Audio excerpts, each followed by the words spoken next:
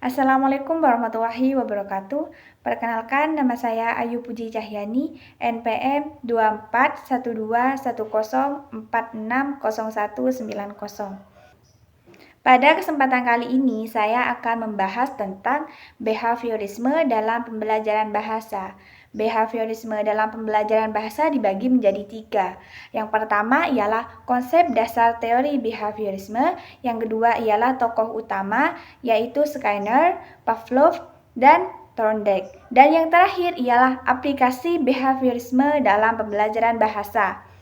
Baik, yang pertama saya akan terlebih dahulu membahas tentang topik utamanya, yaitu behaviorisme dalam pembelajaran bahasa. Behaviorisme dalam pembelajaran bahasa adalah pendekatan yang menekankan pada perilaku yang dapat diamati dan diukur sebagai respon terhadap stimulus dari lingkungan. Behaviorisme dalam pembelajaran bahasa juga memiliki kontribusi yang penting dalam pemahaman bagaimana individu memperoleh dan mengembangkan kemampuan berbahasa mereka. Pembahasan selanjutnya ialah konsep dasar teori behaviorisme. Konsep dasar teori behaviorisme dibagi menjadi 2. Yang pertama ialah definisi dan yang kedua ialah fungsi. Yang pertama ialah definisi teori behaviorisme. Teori behaviorisme merupakan salah satu teori belajar yang berfokus ke pengamatan tingkah laku seseorang dalam belajar. Teori belajar behaviorisme adalah teori belajar yang menekankan pada tingkah laku manusia sebagai akibat dari interaksi antara stimulus dan respon.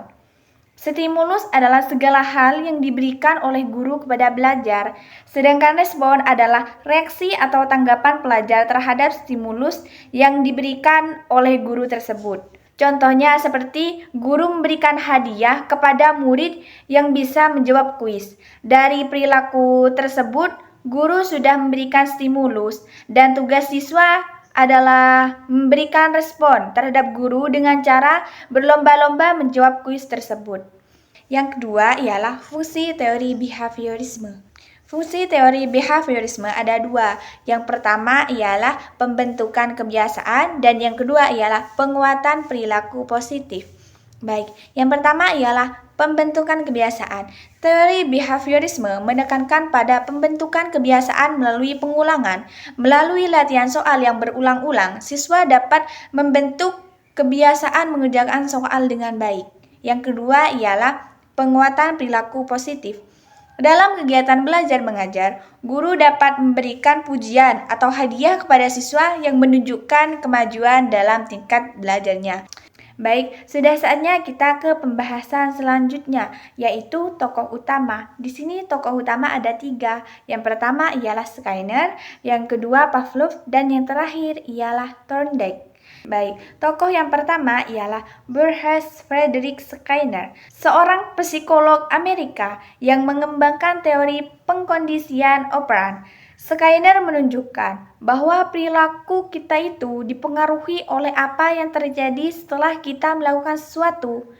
Kalau hal baik terjadi setelah kita melakukan sesuatu, misalnya dapat hadiah, kita jadi lebih mungkin mengulanginya lagi. Nah, ini namanya penguatan positif. Tokoh yang kedua ialah Ivan Pavlov, seorang psikolog Rusia yang terkenal dengan eksperimennya pada anjing yang menghasilkan konsep pengkondisian klasik. Pavlov menunjukkan bahwa perilaku dapat dipelajari melalui asosiasi antara 2 stimulus. Awalnya stimulus netral seperti suara bel, tetapi tidak menghasilkan respon.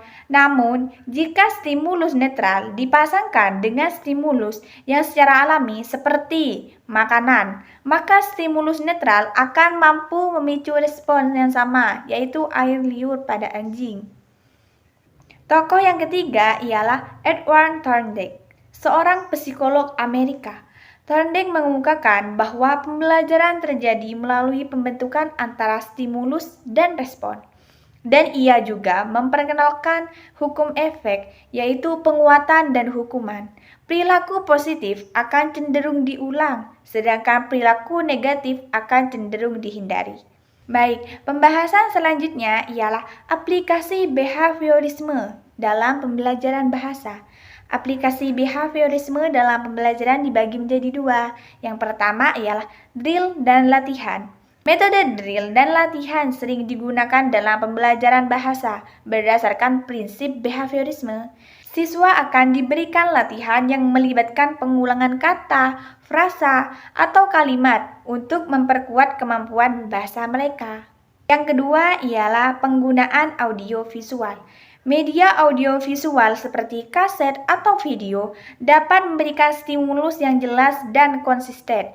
Media tersebut dapat membantu siswa memahami pengucapan, intonasi, dan struktur bahasa yang benar.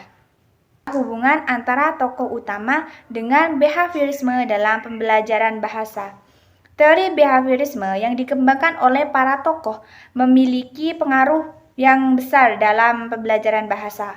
Tokoh-tokohnya ada 3. Yang pertama ialah Burgess Frederick Skinner. Dalam pembelajaran bahasa, Skinner menekankan pentingnya penguatan dalam pembentukan perilaku berbahasa yang benar.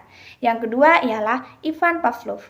Pavlov menunjukkan bagaimana asosiasi antara dua stimulus dapat membentuk respon. Dalam pembelajaran bahasa, konsep ini dapat diterapkan antara kata dengan makna melalui pengulangan dan penggunaan konteks. Yang ketiga ialah Edward Thorndike. Thorndike memperkenalkan hukum-hukum pembelajaran seperti hukum efek, yaitu penguatan dan hukuman yang sangat relevan dengan pembelajaran bahasa. Baik, hubungan yang ketiga atau yang terakhir ialah hubungan antara aplikasi behaviorisme dalam pembelajaran bahasa dengan behaviorisme dalam pembelajaran bahasa.